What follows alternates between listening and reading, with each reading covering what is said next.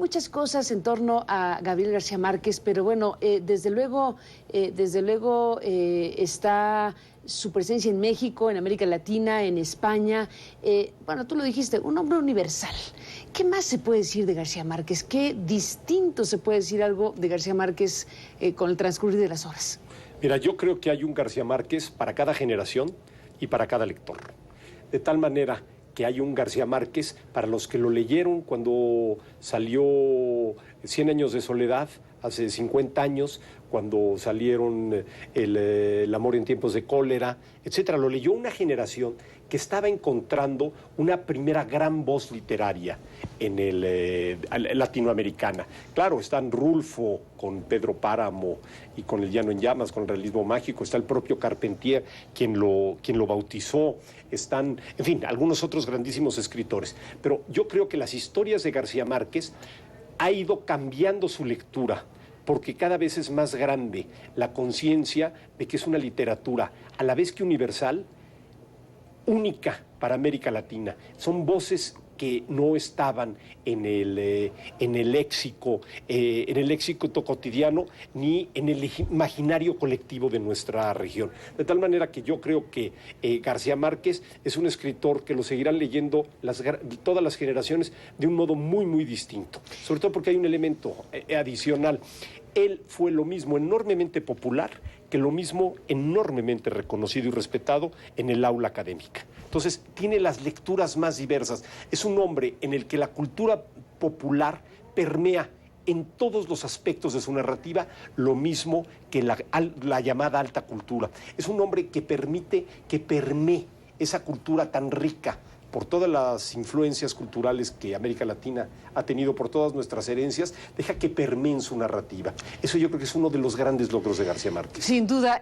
Plinio Puleyo Mendoza, desde Colombia, bueno, como periodista, como escritor, como amigo de toda la vida de García Márquez, desde el 47 a la fecha, las influencias, es todo un tema. Plinio, ¿qué decir de ello en este momento? A ver, yo recuerdo las influencias las primeras influencias en Gabo. La primera de todas que se le detectó, se le persiguió, fue la de Kafka. Sus primeros cuentos eran muy, muy inspirados en Kafka.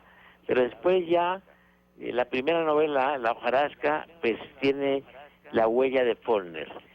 Él tuvo una gran fascinación por Faulkner porque tanto los personajes de este autor como su ambiente, su medio, etcétera, le parecían que tenían semejanzas grandísimas con su tierra natal.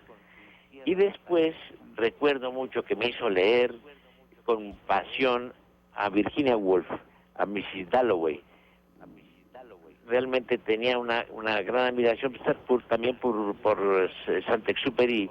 Y en el caso de América Latina, como él tenía, él habría podido iniciarse como poeta, porque escribió unos bellísimos sonetos cuando era estudiante de bachillerato, y era un gran lector de poesía, pasaba tiempo leyendo poesía, y esa influencia poética pues se refleja en su prosa, etcétera. Tenía gran admiración por Borges y por Rulfo también, obviamente.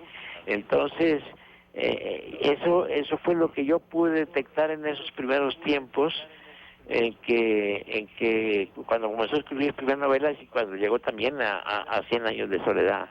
Seguramente también hay otros autores también, desde luego, sin duda alguna, los rusos, Tolstói, Dostoyevsky, todos ellos tuvieron influencia, y algunos autores italianos.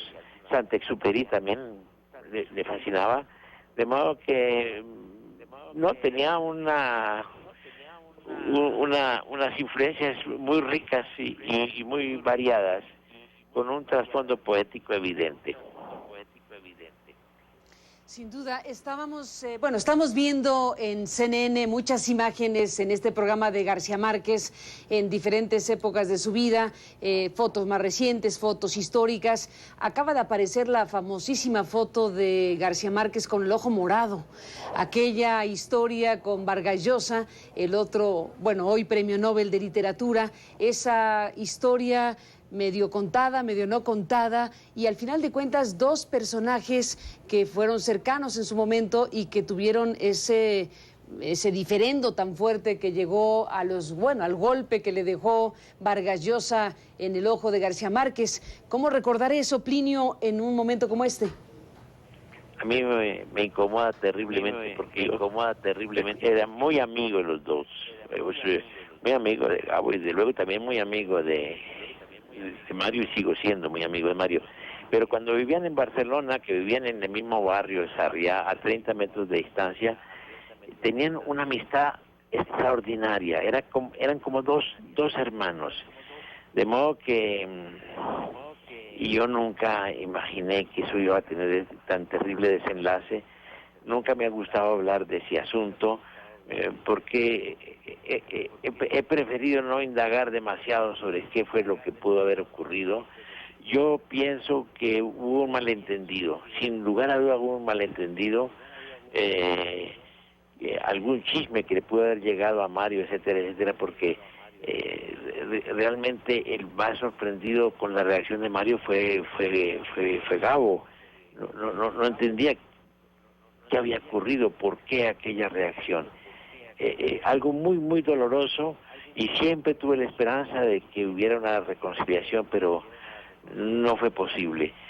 A pesar de eso, tanto el uno como el otro, sabiendo que yo era amigo del otro también, me pedían muchas noticias. Mario me preguntaba siempre por Gabo, y Gabo también me pedía muchas informaciones y noticias sobre Mario, de modo que eso todavía hacía más dolorosa y dura esa ruptura que hubo entre ellos dos.